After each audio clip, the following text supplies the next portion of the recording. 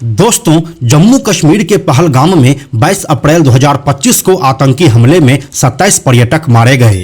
इस घटना को बैसरन घाटी में अंजाम दिया गया, जो पहलगाम शहर से 6 किलोमीटर दूर है।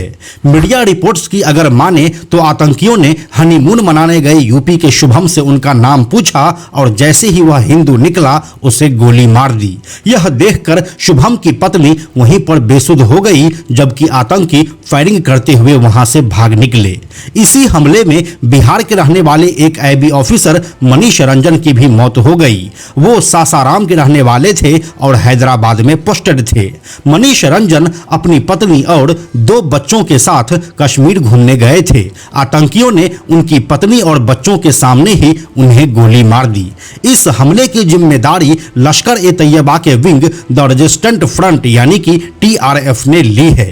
अब होना क्या चाहिए था कि इस मुश्किल घड़ी में देश में एकता दिखाने की आवश्यकता थी, लेकिन नहीं, यहाँ भी कुछ लोग ऐसे हैं जो दूसरे की मौत पर अपनी रोटियां सेकने आ जाते हैं, और ऐसा ही एक नाम है नेहा सिंह राठौड़ का। सरकार से सवाल पूछने की वजह से उनके ऊपर लखनऊ में FIR दर्ज करवाया गया है, और यह बात कुछ लोगों को पसंद नहीं आ रही है।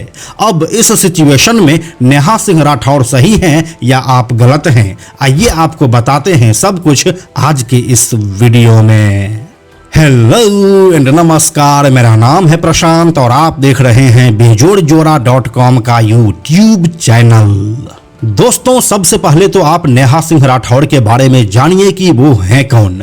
तो हम आपको बताते चलें कि नेहा सिंह राठौड़ खुद को भोजपुरी की लोक गायिका बताती है और उनके एक्स अकाउंट के मुताबिक वो किसी भोजपुरी बचाओ आंदोलन से भी जुड़ी हुई है। अब जैसा कि हम सभी जानते हैं कि लोक गायिका या किसी भी तरह के कोई गायक या गायिका होते हैं तो उनके गीत या एल्बम निकलते हैं, जो नेहा सिंह राठौड़ के पास अब तक तो नहीं है। वो जिस कथित भोजपुरी बचाओ आंदोलन की बात कर रही है वह भी जमीन पर कहीं भी अस्तित्व में नहीं है। मतलब आप यह तो समझ ही गए होंगे कि Neha Singh Rathore self claimed folk singer है, यानी कि स्वघोषित लोक गायिका, बिना किसी सरपैर के। क्योंकि लोक गायिका का रुतबा तो शारदा सिन्हा और मालिनी अवस्थी जैसा होता है, तो फिर नेहा सिंह राठौड़ है कौन, आइए आपको वीडियो में आगे बताते हैं। दोस्तों, नेहा सिंह राठौड़ लॉकडाउन की प्रोडक्ट है। लॉकडाउन में जब लोग अपने अपने घरों में बंद थे और कुछ अलग सीखने और करने में लगे थे, उसी समय नेहा सिंह राठौड़ को फेमस होने की चुल मची। और पिछले 10 सालों में फेमस होने का एकमात्र तरीका है मोदी को गाली दो।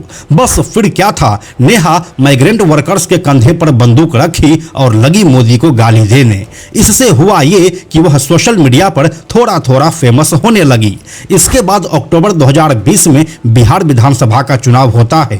इस चुनाव के दौरान वह अपने सोशल मीडिया प्लेटफॉर्म पर मोदी सरकार को टारगेट करते हुए एक पैरोडी गीत बनाती है, जिसका नाम होता है बिहार में काबा।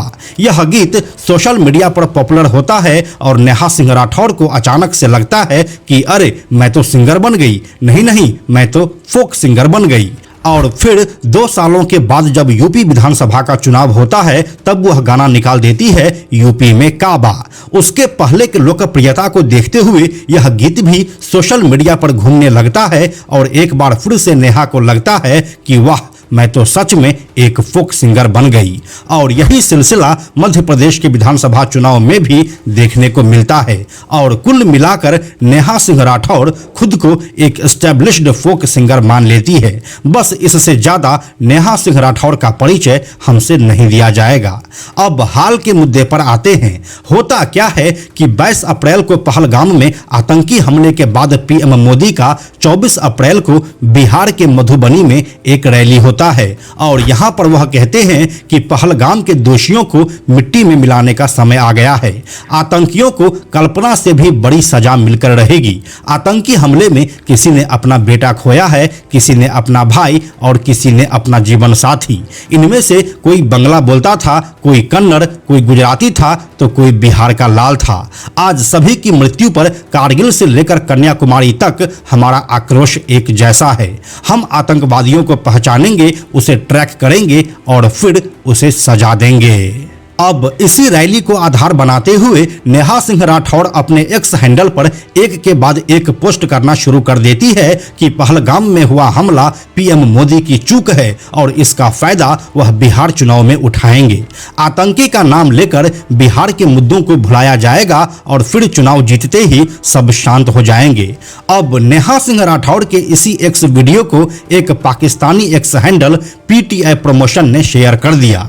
नेहा सिंह राठौड़ का ये वीडियो पाकिस्तान में वायरल हुआ, जिससे वह पाकिस्तान में ट्रेंड करने लगी। इस वीडियो के साथ लिखा गया कि इस भारतीय लड़की ने पहलगाम हमले के पीछे की सच्चाई और कारण का खुलासा करते हुए कहा कि मोदी सरकार इस हमले का इस्तेमाल बिहार चुनाव में वोट हासिल करने के लिए करेगी और अब यहीं से सारा मामला सामने आने लगता है। पाकिस्तान में वायरल होने के बाद नेहा सिंह राठौड़ अपने एक्स हैंडल पर एक और पोस्ट शेयर करती है, जिसमें उन्होंने पाकिस्तानी एक्स हैंडल का स्क्रीनशॉट भी लगाया और साथ में लिखती है कि पाकिस्तान के किसी ट्विटर हैंडल ने मेरा वीडियो शेयर कर दिया तो अंधभक्त मुझे देशद्रोही कहने लगे, लेकिन मोदी जी पाकिस्तान जाकर बिरयानी खा लेते हैं तब भी देशभक्त हैं।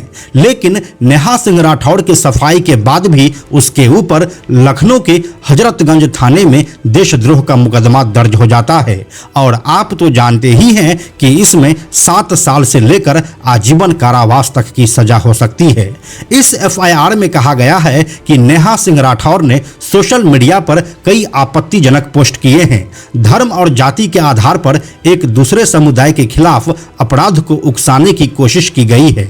वे लगातार पहलगाम हमले में मारे गए लोगों पर सवाल उठाकर समाज में अस्थिरता फैला रही है। उसके ऊपर भारत के संप्रभुता, एकता और अखंडता को खतरे में डालना और झूठी खबर फैलाने और उससे धार्मिक समूहों के बीच नफरत पैदा करने समेत कुल 11 धाराओं में मुकदमे दर्ज हुए हैं। अब चलिए असली मुद्दे पर आते हैं। एक्चुअली हर इंसान को अपना घर चलाना होता है, जिसके लिए उसे पैसे कमाने पड़ते हैं। कुछ लोगों का टारगेट सिर्फ पैसा कमाना होता है, जिसके लिए उसे किसी भी तरह का रास्ता अपनाना पड़े उसे फर्क नहीं पड़ता है और नेहा सिंह राठौड़ उसी कुछ लोगों में से आती है।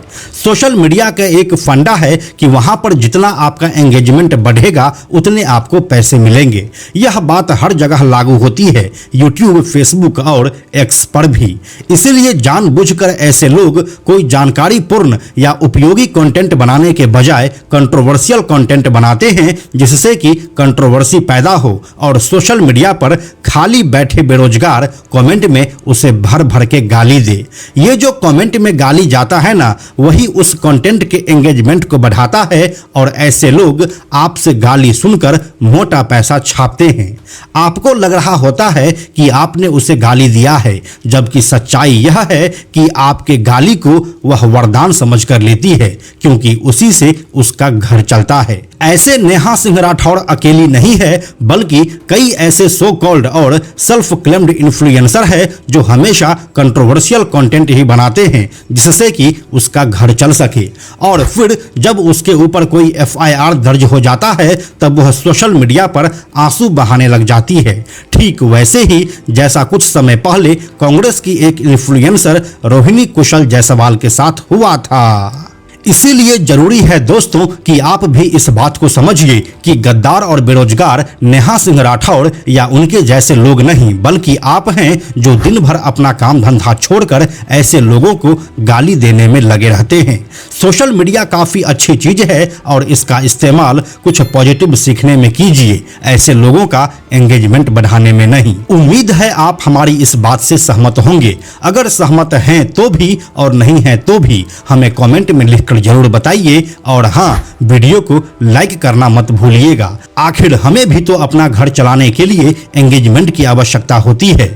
हम जल्दी मिलते हैं आपसे एक नए वीडियो के साथ में हम आपको यह भी बताते चलें कि आप में से 97% ऐसे लोग हैं जो हमारे वीडियोस को देखते तो हैं, लेकिन हमारे चैनल को सब्सक्राइब नहीं करते हैं। ऐसे लोगों से हमारी हाथ जोड़कर विनती है कि अगर आपको हमारे वीडियोस पसंद आ रहे हैं तो आप बेजोड़ जोड़ा के इस चैनल को सब्सक्राइब जरूर कर लीजिए। साथ ही बेजोड़ जोड़ा नाम से हमारा एक एक्स अकाउंट है, यानी कि ट्विटर अकाउंट है, आप उसे भी फॉलो जरूर कीजिए। यह वीडियो अगर आपको पसंद आया तो इसे लाइक और शेयर जरूर करें। आने वाले वीडियोज़ के लिए बेजोड़ जोड़ा को सब्सक्राइब करके बेल आइकन को टच करना ना भूलें। Thank you so much.